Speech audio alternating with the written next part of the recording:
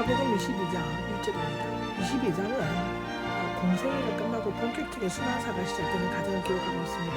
사건의 순서는 마가와 별 차이가 없지만 베다니의 향유 사건, 갈릴리에서 나타난 시이고 청년의 도주, 밤중의 대제사장 간제에서의 신문 등은 생략되어 있습니다. 그 대신 성만찬 자리에서의 설교와 새벽의 의회 판결이고 헤롯 안디바의 신문 등이 추가되어 있습니다. 이제 무대는 성전에서 예루살렘 성으로 옮겨지며 예수님이 입장한 심판하는 자에게는 심판받는 자로 바뀌어집니다. 1주가 6주는 보면 유다가 배반한 내용에 대해서 마태복음 26장 또 14장 16절도 참조하시면 됩니다. 네, 1절을 보시면 다가왔다가 나옵니다. 마태는 6월절 이틀 전에 이 일이 있었다고 했고 마가는 이틀 후에 6월절과 무교절 즉 두명절을 같은 날에 있는 것처럼 기록하였습니다. 누가는 6월절로 부르는 무교절 즉 두 명절을 같은 명절로 언급하고 있습니다. 요세푸스는 이 두 명절을 결합시키기도 하고 분리시키기도 하였습니다. 고대사에 보면 그렇게 나온다고 하네요. 누가가 취하는 견해가 옳다는 것은 우리가 6월절이라고 부르는 날은 무교도 축제가 거행되고 있을 때 시작됐다는 문구로 확정되어집니다. 2절입니다. 2절에는 없애버릴까가 나오는데 들어올리다, 가져다 버리다, 처치하다라고 제2부정 가정이면 누가가 절을 사용하고 있다고 합니다. 사도행전만 12절 끝나온답니다. 2절에 그들은 백성들이 두려웠기 때문에 그들이 많이 모이는 명절을 피하려고 했다고 합니다. 그러나 어린 양이신 예수님은 하나님의 예정하신 뜻을 따라 6월절 제물로 죽임을 당하셔야만 했다고 우리는 알고 있습니다. 3절입니다. 3절을 보면 사탄이 유다에게 들어갔다가 나오는데 누가만의 이 귀주를 덧붙이고 있는데 유다가 빵조각을 받아놓고 사탄이 그 속으로 들어갔다라고 요한복음 13장 20절에는 말씀과 조화시키는 문제가 생기고 있습니다. 이것은 가룟 유다가 예수님을 배반하여 판 것이 근본적으로 사탄에 의한 것임을 설명하고 있죠. 사탄은 먼저 베드로에게 공격하려 했지만 예수님께서는 그것을 미리 아시고 이길 수 있는 힘으로 주셨습니다. 누가복음 10장 18절에 보면 됩니다. 이게 사탄은 유다를 이용하여 처음으로 팔려는 마음을 주었고 마음을 열어 들어오게 하는 것을 허용했을 때 그 마음속에 들어갔습니다. 그를 자신과 같은 사탄 즉 마귀가 되게 하였다고 요한복음 6장 70절에 적혀 있는데 12중 하나인데 공간복음서 모두가 가룟 유다를 12중 하나로 언급하고 있는 것은 그리스도께서 친히 뽑아주신 제자이며 믿었던 조력자였지만 자신의 세상을 던지고 배신한 것이 얼마나 엄청난 악행인가를 강조하기 위함이었을 것이라고 기록되어져 있습니다. 4절입니다. 4절은 성전 경비원들인데요. 누가복음이 덧붙이고 있으며 개혁성경에는 성전 경비 대장들로 번역되어 있다고 합니다. 레위인들 중에서 이루어진 군대의 지휘관들을 의미하며 성전 안에 주위의 경비를 맡고 있었다고 사도행전 4장 1절에도 얘기하고 있습니다. 대제사장은 예수님을 체포하기 위해 이들을 도움을 필요로 하였다고 하고 유다와가 의논하였다는데 예수님을 죽이려는 계획을 명절 후에 미루려고 교권주의자들의 계획은 유다의 제안으로 급반전되었습니다. 어쩌면 그들은 무리들이 반발할 때 모든 책임을 가룟 유다에게 돌릴 수 있을 것으로 생각하고 기뻐하였으며 돈을 주기로 약속하였습니다. 그런데 사람을 파는 값으로 돈 거래를 하는 것은 율법적으로나 도덕적으로나 범죄이기가 아닐 수가 없죠.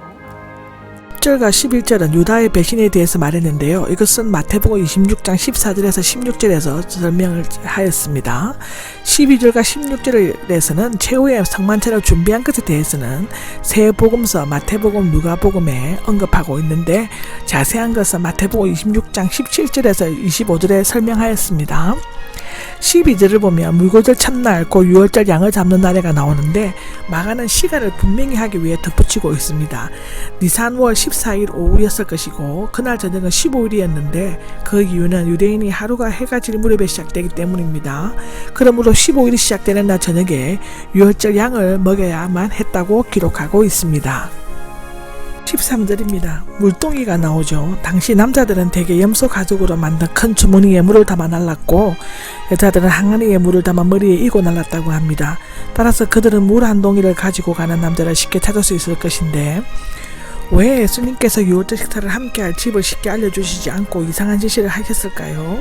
아마도 그 이유는 유다가 그 집을 알고 밖으로 나가 유대인 지도자들에게 알려줄 것을 아셨기 때문이었을 것이라고 합니다. 예수님께서 그날 밤 제자들과 함께 최후의 만찬을 조용히 무사하게 나누고 싶어 했던 것입니다. 17절입니다. 무교절 첫날이 나오죠. 유대력으로 니산월, 즉 태양력으로 3, 4월인데 14일이며 이날 유월절 양을 잡았다라고 출애굽기 12장 6절에는 나옵니다. 엄밀히 말해서 이날은 유월절이고 그 다음 날부터가 7일간이 무교절이었다고 레위기 23장 5절에서 6절, 출애굽기 12장 18절에 나옵니다. 그러나 요세푸스는 이 기간을 통틀어 무교절을 불렀다고 말하고 있는데 그 기록은 고대사 2장 5절에 나옵니다. 그런데 문제는 유월절을 준비하였다는 구절인데 이것은 이날이 유월절을 지키기 위해 집안의 모든 누룩을 제거하는 준비일 곧 니산월 13일이 되며 정규 유월절 식사보다 하루 전에 잡수신 것이 됩니다. 만일 정상적으로 14일 즉 목요일에 잡수셨다면 요한복음 기사 요한복음 18장 28절이 문제가 됩니다. 몸을 더럽히지 않고 유월절 음식을 먹었다라고 하는데 15일 즉 금요일입니다. 즉 십자가가 못 박히는 날 아침 그날 저녁 유월절 식사를 위해 빌라도 판정으로 들어가려고 하지 않았다는 것입니다. 이 난제는 예수님이 니산월 14일 목요일 저녁에 유월절 식사를 하셨고 니산월 4월에서 21일간의 모든 기간을 유월절로 불렀기 때문에 유월절 식사는 그 기간 중 아무 때라도 식사하는 것을 총체적으로 일컬은다고 할 수 있다고 해석하고 있으며 어느 정도 해결될 수 있습니다. 중요한 것은 유월절 식사를 정확히 언제 했느냐 따지는 것이 아니라 예수님께서 우리를 위해 십자가 길을 걸어가시는 여정에서 있으셨다는 사실입니다. 어디에서 준비하기를 원하십니까? 근데 유월절에는 어린 양과 무것병, 포도주, 쓴나물을 먹었는데 이런 음식에는 누룩이 들어가지 말아야 하므로 세심한 주의를 기울여야만 했습니다. 또 각처에서 많은 순례객들이 오므로 방도 미리 준비해야 할 필요가 있었습니다. 18절입니다. 18절에 보면 마태는 누구를 보냈는지 말하지 않았지만 마가는 두 제자, 누가는 베드로와 요한이라고 구체적으로 밝히고 있습니다. 마태는 어떤 사람이라고 어느 특정인을 가리키고 있는 반면 마가와 누가는 물 한 동이를 가지고 가는 사람이라고 말하고 있습니다. 복음서 저자들이 이 이름을 숨기는 것은 신비를 보호하기 위함이었을 것인데 내 때, 즉 고난을 당하고 십자가를 지실 때 그리스도 그 이후 부활하실 때 지키겠다고 한 건데 예언적 현실로서 그렇게 하지 않으면 안 될 것을 의미하고 있다고 합니다. 13절입니다. 13절에는 유월절을 준비하였다가 나옵니다. 대부분의 학자들은 예수님께서 미리 그 집 주인과 약속을 해주셨다고 추측하지만 그의 초자연적인 능력은 무엇이든지 다 가능케 할 수 있다고 기록되어 있죠.